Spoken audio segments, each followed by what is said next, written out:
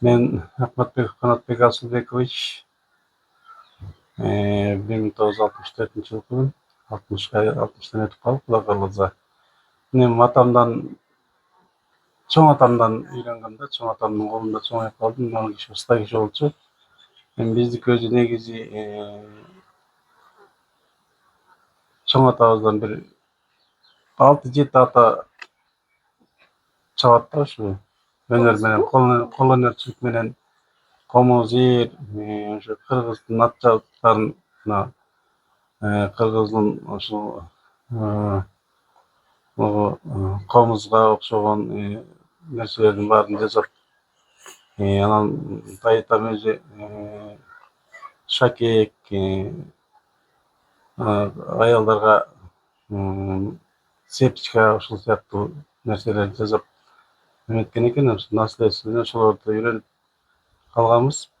23 жашыман баштап чаап баштагам ушулардын баарын. Эми бала күндө үйрөнгөнбүз да, анан кийин баягы эс тарткандан кийин баарын чабап баштайт экенсиң, жасап.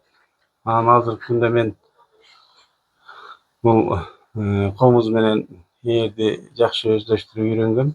Ошолорду жасап жүрөбүз. Ошо менен кичине тирлик кылып, оокат кылып, биринчи элди сүйүндүрүп, экинчи өзүбүздүн тиричилигибизди ушул менен устачылык менен, өнөрчүлүк менен оокат кылып жүрөбүз. Анан эң кичүү уулум Сыймык, аты Сыйдабек, өзүнүн атынан Сыймык деп эркелетебиз.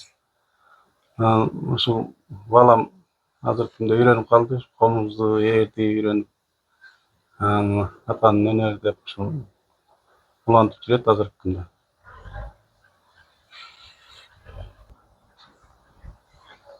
Эми бул комуздагы өзүнчө четкен, комузду четкен да бир чоң өнөр. Биз комузду жасайбыз, бирок черте албайбыз да, мабадан жогорку деңгээлде черткенге неме жок. Анан кичине үнүн чыгарып, антип неткенге кичине кыңгырантып, үнүн текшерип коебуз да.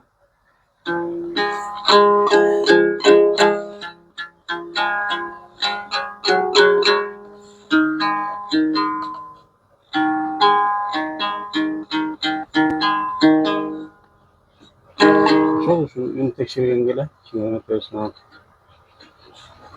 Эми муну эң башкысы биз комузду чапкандан кийин жерде байкелер бар айылда комуз черткен.